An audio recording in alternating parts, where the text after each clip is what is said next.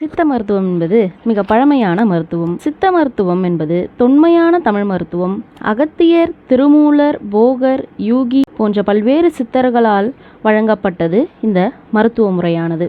இன்று நாம் சர்க்கரை எப்படி வெல்வது என்பது பற்றி சில குறிப்புகளை காண்போம். உலக அளவில் சர்க்கரை நோய் அப்படிங்கிறது பார்த்தோன்னா சீனாவுக்கு அடுத்தபடியாக இந்தியாவுக்கு தான் 2வது இடமா.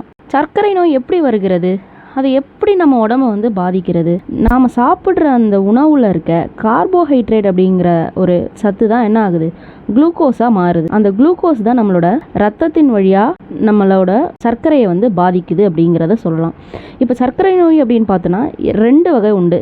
முதல் வகை பார்த்தோம் அப்படின்னா இன்சுலின் குறைவாக இருக்கிறதும், இன்னொரு வகை சுத்தமாக இல்லாததுமாக 2 வகையாக சர்க்கரை நோயை பிரிப்போம். இந்த 2ஆம் வகை சர்க்கரை நோய் அப்படின்னு பார்த்தோம் அப்படின்னா இது கர்ப்ப காலத்தில் கர்ப்பிணி பெண்களுக்கு ஏற்படுவது. அதுக்கப்புறம் வேறு எந்த மாதிரியான நம்மளுக்கு சர்க்கரை நோயெலாம் வரும் அப்படின்னு பார்த்தோம் அப்படின்னா மரபு ரீதியான காரணங்களால், அடுத்து உடல் பருமன், உடல் இரத்த அழுத்தம், மன அழுத்தம், நார்ச்சத்து குறைபாடு, ஸோ இது உடற்பயிற்சியின்மை, இது போன்ற குறைபாடுகள் காரணமாக தான் சர்க்கரை நோய் மனிதர்களை சீக்கிரத்தில் ஈஸியாக அட்டாக் பண்ணுதுன்னு பார்ப்போம். அதுக்கடுத்து சர்க்கரையில் ரத்தத்தின் அளவு அதிகரிக்கும் போது இரத்த குழாய்கள், இதயத்திற்கு செல்லும் இரத்த குழாய்கள், சிறுநீரகம், அந்த மாதிரி நம்மளோட கண், விழித்திரை உட்பட நிறைய உடல் உறுப்புகளை இந்த சர்க்கரை நோயானது பாதிக்கிறது.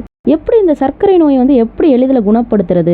இதற்கான சித்த மருத்துவ முறை, நம்மளோட சித்தர்கள் கூறிய மருத்துவ முறை தான் என்ன அப்படின்றத பார்த்தோம் அப்படின்னா ஆவாரை, கொன்றை, நாவல், கடலழிஞ்சில், கோரைக்கிழங்கு, மருதம்பட்டை, இந்த 4ஐயுமே என்ன பண்ணணும், சம அளவில் எடுத்து அதோட 8 பங்கு நீரையும் சேர்த்து அந்த நீர் 8ல் 1 பங்கு வரும்படி காய்ச்சி குடித்தோம் அப்படின்னா சர்க்கரையினோட அளவும் குறையும், உப்பின் அளவும் குறையும் அப்படிங்கிறது நம்மளோட சித்தர்கள் சொல்லியிருக்காங்க. அதுக்கடுத்த இன்னொரு மருத்துவ முறை என்ன அப்படின்னு பார்த்தோம்னா ஆவாரை பூ, இலை, காய், பட்டை, வேர், அதனோட பிசின், இது எல்லாமே என்னதான் இருக்கு, சர்க்கரை நோயை குணப்படுத்தக்கூடிய மருத்துவ சக்தி இந்த ஆவாரை பூ, இலை, காய், பட்டை, வேர், பிசின் இது எல்லாத்துக்குமே இருக்கு. இதையுமே நம்ம என்ன பண்ணலாம், வெறும் வயிற்றுல இலை, பூ, காய், பட்டை ஏதாச்சும் ஒரு பொடியை வெந்நீர்ல கலந்து குடிச்சோம் அப்படின்னா சர்க்கரை நோய்க்கான ஒரு தீர்வாக அமையும். அதுக்கடுத்து தினமும் காலையிலையும் மாலையிலையும் 5 நாவல் பழங்களை சாப்பிடணும். அப்படி சாப்பிட்டாலும் நம்மளோட சர்க்கரையின் அளவு குறையும், கண், விழித்திரை,